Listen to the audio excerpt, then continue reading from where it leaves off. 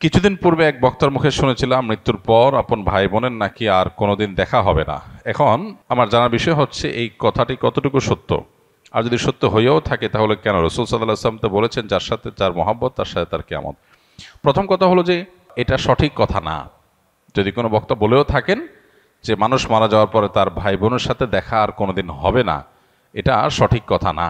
কারণ কোরআন হাদিসে কোথাও এরকম কোনো কথা বলা হয়নি যে মানুষের মৃত্যুর পর আর প্রিয়জনের সাথে কখনো দেখা হবে না, বরং এর উল্টাটা আছে। আল্লাহ রাব্বুল আলামিন কোরআনে হাকিমের মধ্যে ইরশাদ করেছেন, যে ব্যক্তি ঈমান এনেছে এবং ওয়াত্তাবা'আতহুম যুররিয়্যাতুহুম, তার পরবর্তী বংশধর যাদেরকে সে রেখে গেছে পৃথিবীতে, তারা যদি তার অনুসরণ করে, অর্থাৎ তার ঈমান আমলের অনুসরণ করে, তাহলে আল্লাহ তাআলা বলেছেন যে তাদেরকে তাদের সাথে আল্লাহ তাআলা ইলহাক করে দিবেন, সংযুক্ত করে দিবেন। অতএব এই আয়াত বরং পরিষ্কার বলছে যে কোনো মানুষের মৃত্যুর পর তার আত্মীয় স্বজন বা যাদেরকে তিনি রেখে মৃত্যুবরণ করলেন, সে মানুষগুলো প্রিয়জনরা যদি তার আদর্শ অনুসরণ করে, অর্থাৎ ঈমান আমলের চর্চার মধ্যে থাকে, তাহলে তাদের সাথে কিয়ামতে বা আখিরাতে আল্লাহ রাব্বুল আলামিন তাদের সাথে সাক্ষাৎ এবং একসাথে থাকার সুযোগ আল্লাহ তাআলা দান করবেন। এটা এখান থেকে পরিষ্কারভাবে বোঝা যায়। আর এর পাশাপাশি নবী সাল্লাল্লাহু আলাইহি ওয়াসাল্লাম আরেকটা হাদিস আছে, আলমার ও মা'মান আহাব, অর্থাৎ মানুষ যাকে ভালোবাসে তার সঙ্গে সে থাকবে। সেটার একটা অর্থ হতে পারে যে একজন মানুষ যখন জাহান্নামী কোনো মানুষকে ভালোবাসবে, আপনি কার ফ্যান, কার ফলোয়ার, কাকে ভালোবাসেন, কাকে অনুসরণ করেন, এটার উপর নির্ভর করে আপনার গন্তব্য। একজন মানুষ যখন কোনো খারাপ মানুষ অনুসরণ করে, তখন তার সাথে কিয়ামত হবে, তার সাথে তার হাসর হবে, সে তার পরিণতি ভোগ করবে। আর কেউ যখন কোনো জান্নাতি মানুষকে ভালোবাসে, জান্নাতি মানুষ অনুসরণ করে, তখন সে তার সাথে জান্নাতে থাকার সুযোগ লাভ করবে। এখান থেকে পরিষ্কারভাবে বোঝা যায় যে কোনো বক্তা যদি এরকম কথা বলেও থাকেন তাহলে এটা সঠিক না। তবে হ্যাঁ, কিয়ামতের পর একজন মানুষ তার প্রিয়জনের সাথে তার সাক্ষাতের সুযোগ হবে না, বা গন্তব্য পৃথক হবে, যখন একজন জান্নাতি হবে আরেকজন জাহান্নামী হবে। এখন প্রশ্ন হলো যে আমার ভাই, আমার মা, আমার বাবা, আমার সন্তান কেউ যদি বেঈমান হয় আর সে যদি জাহান্নামী হয়, আর আমি যদি জান্নাতি হই, তো জান্নাতে আমার সুখ হবে না, আমার তো মনে কষ্ট থাকবে যে আমার প্রিয়জন জাহান্নামে। তো জান্নাতে তো কারোর কোনো কষ্ট থাকার কথা না।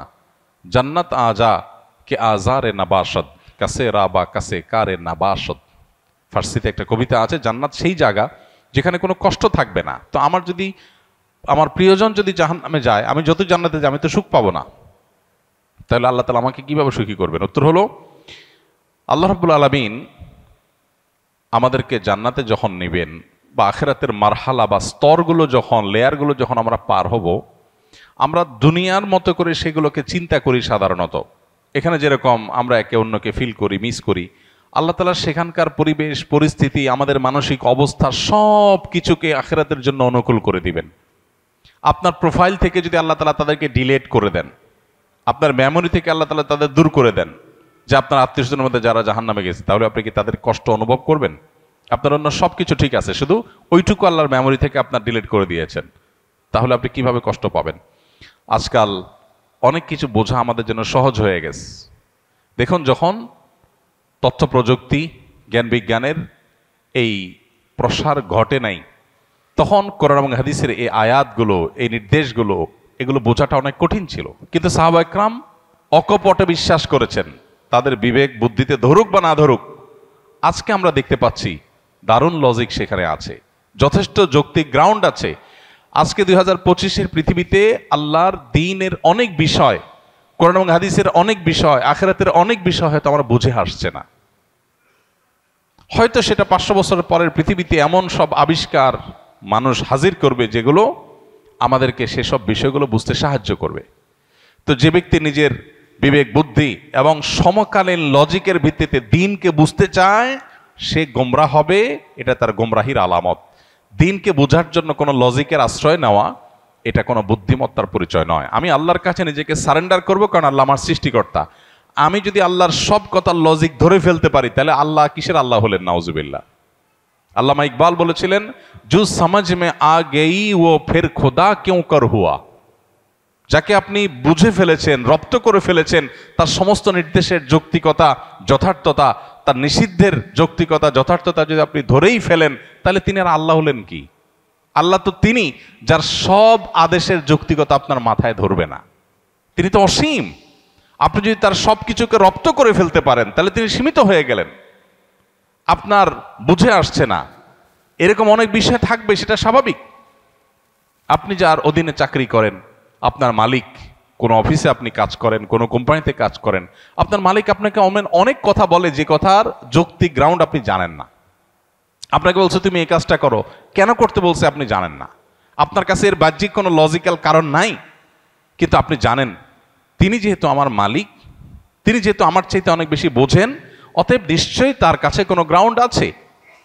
বিধায় আমি তার অধীনস্থ হিসাবে শুধু দায়িত্ব পালন করি, হয়তো আমার বুঝে আসবে পরে। একজন গাড়ি চালক, একজন পিয়ন, তাকে বলা হলো যে ফাইলটা তুমি অমুক জায়গায় দিয়ে আসো, আবার নিয়ে আসো, আবার দিয়ে আসো, আবার নিয়ে আসো। তার কাছে মনে হতে পারে এটা তো অনর্থক কাজ, কেন দিয়ে আসছি, কেন নিয়ে আসছি, এর দ্বারা লাভ কি?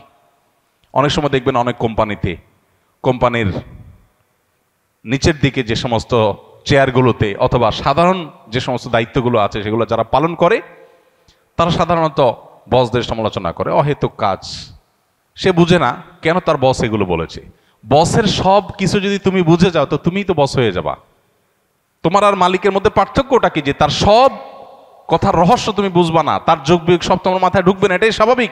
তাহলে আল্লাহ তাআলার সব যোগ বিয়োগ, আল্লাহর সব আদেশের সাথে যৌক্তিকতা তোমার কেন বুঝতে হবে?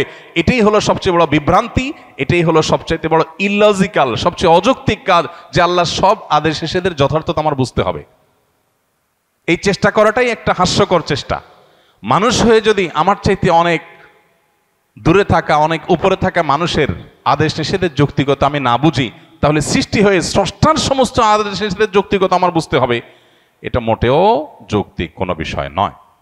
তো যেটা বলছিলাম, যে প্রশ্নের উত্তরে এত কথা বলছিলাম, সেটা হলো যে আখিরাতে আল্লাহ রাব্বুল আলামিন কি করবেন সেটা নিয়ে আপনার আমার টেনশন নাই। আমাদের নাস্তিক বন্ধুদের অনেক প্রশ্ন থাকে, যে প্রশ্ন দেখে সরল মনা বা সংশয়ে ভোগা অনেক মানুষ তারা বিভ্রান্তিতে পড়ে যান। অদ্ভুত অদ্ভুত সব প্রশ্ন করে। ইমানদারের সমস্ত প্রশ্নের কমন উত্তর হলো আমি গোলাম কার? আল্লাহর। আল্লাহ আদেশ করেছেন, আমি তামিল করব। আল্লাহর সমস্ত আদেশ, সমস্ত নিষেধের যৌক্তিকতা বোঝা আমার জরুরি না।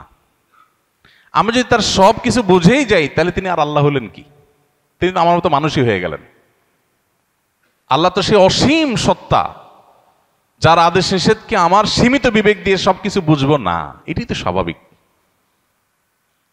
অতএব আখিরাতে কিয়ামতের দিন আল্লাহ তাআলা কিভাবে, আমার আত্মীয় স্বজন কেউ যদি জাহান্নামী হয়, আমি যদি জান্নাতি হই, তা আল্লাহ আমাকে কিভাবে সুখ দিবেন, এটা নিয়ে আমার টেনশন নাই। সুখ কিভাবে দিবেন এটা আল্লাহর কাজ, আমার টেনশন না করলেও চলবে। অদ্ভুত অদ্ভুত প্রশ্ন অনেকে করে।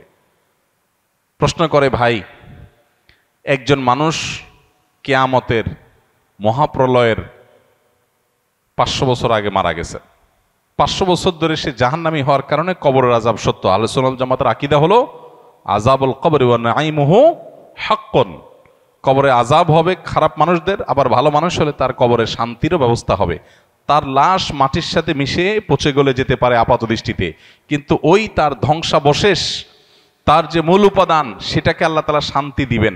দেখতে দেখা যাবে মাটি, সে মাটি হয়তো কষ্ট ভোগ করছে বা সুখ ভোগ করছে, এটা আমরা অনুভব করব না। আজকের পৃথিবীতে এটা তো বোঝা খুব সহজ। আজকের পৃথিবীতে এরকম বিষয়গুলো বোঝা একেবারেই সহজ। তো এই বিষয়টা সত্য। এখন প্রশ্ন হলো, যে ব্যক্তি কিয়ামতের 500 বছর আগে মারা গেল, তাকে আল্লাহ তাআলা 500 বছর ধরে কবরের শাস্তি দিচ্ছেন। আরেকজন কিয়ামতের ঠিক আগের দিন মারা গেল, যেদিন কিয়ামত তার আগের দিন মারা গেল, তার শাস্তি দিন আল্লাহ তাআলা একদিন।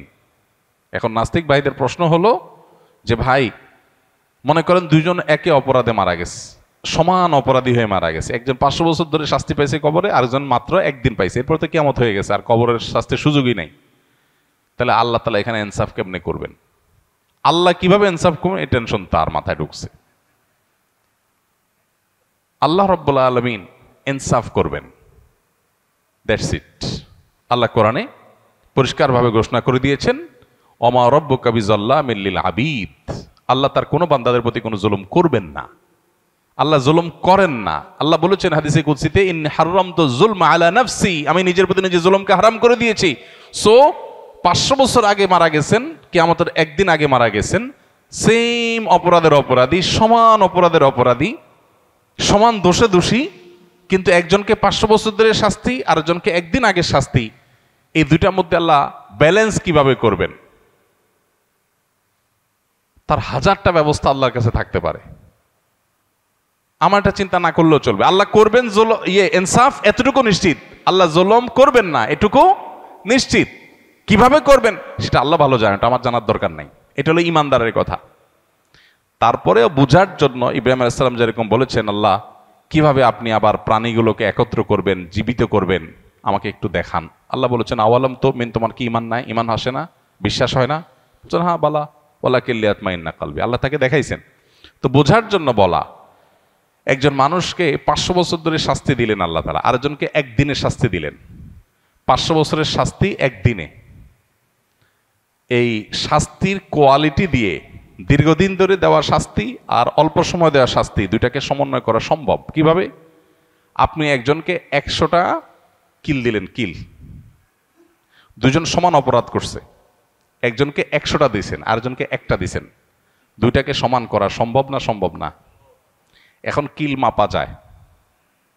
এখন মানুষ কতটা জোরে আঘাত করেছে এটাও মিটার দিয়ে কি করা যায়? মাপা যায়। আপনি একজনকে ছোট ছোট করে 100টা কিল দিলেন, যে পরিমাণ কষ্ট পাবে, আরেকজনকে একটা বড় করে একটা দিলেন, সমান করা সম্ভব কি সম্ভব না? হ্যাঁ, 1000 কিল আর একটা কিল সমান করা সম্ভব কি সম্ভব না?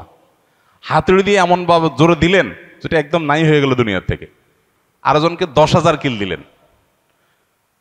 তো এই দুইটার মধ্যে যদি ব্যালেন্স করা সম্ভব হয়, তাহলে 500 বছর আগে মারা যাওয়া মানুষ আর কিয়ামতের একদিন আগে মারা যাওয়া মানুষের শাস্তির মধ্যে ব্যালেন্স করা কেন অসম্ভব হবে? মানুষ সবকিছু নিজের মতো করে ভাবে, এই জন্য সে ভুল করে। আমি মানুষ, আমার সীমিত শক্তি সামর্থ্য দিয়ে আমি ভাবি, আল্লাহ তাআলা অসীম, অতএব তার দ্বারা অসম্ভব বলতে কিছুই নাই। কিয়ামতের ময়দানের আল্লাহ রাব্বুল আলামিন জান্নাতে আত্মীয় স্বজনকে যেরকম মিলিত করাবেন, আবার জাহান্নামে আত্মীয় স্বজনের রাস্তা ভিন্ন হয়ে যাবে, কিন্তু ভিন্ন হওয়ার কারণে জান্নাতের কোনো কষ্ট হবে না। সে ব্যবস্থা আল্লাহ করবেন। কিভাবে করবেন আল্লাহ জানেন, কিভাবে করবেন আল্লাহ জানেন। এক লোক প্রশ্ন করেছে, ভাই আমার তো বিড়ি খাওয়ার অভ্যাস আছে, আল্লাহ তো জান্নাতে যা চাইবেন তাই দিবে, তো আমি জান্নাতে বিড়ি খাওয়া ছাড়া তো আমার ভাল লাগবে না। যদি আল্লাহ আমারে জান্নাত দেন, যদি আল্লাহ আমাকে জান্নাত দেন, হতে পারে না যে অনেক গুনাহ করার পর আল্লাহ মাফ করে জান্নাত দিয়ে দিয়েছেন, হতে পারে, ইমানদার হলেই হলো। তো আমি ইমানদার মুসলমান, আল্লাহ আমার সব মাফ করে জান্নাত দিতে পারেন, সুযোগ তো আছে। যদি দেন তো আমার তো বিড়ি ছাড়া ভাল লাগবে না। তো জান্নাতে গেলে আল্লাহ আমারে বিড়ি দিবেন কিনা? দিলে জান্নাতে বিড়ির মতো নোংরা জিনিস থাকলো, দুর্গন্ধ। আবার যদি আল্লাহ না দেন তাহলে আমার জান্নাতে সুখ হবে কেমনে? তো উত্তর হলো, আপনার অন্তরে যে বিড়ির চাহিদা আছে, এই নোংরামি আল্লাহ তাআলা দূর করে দিবেন, এটা আর থাকবে না আপনার মনে। সম্ভব কি সম্ভব না? সম্ভব, বিভিন্নভাবে সম্ভব। অতএব এই বিষয়গুলোকে আল্লাহ তাআলার উপর ন্যস্ত করা দরকার। আখিরাতের বিষয়গুলোকে আমরা নিজেদের মতো করে ভাবা ভুল। আস-সুন্নাহ ফাউন্ডেশন, উম্মার স্বার্থে সুন্নাহর সাথে।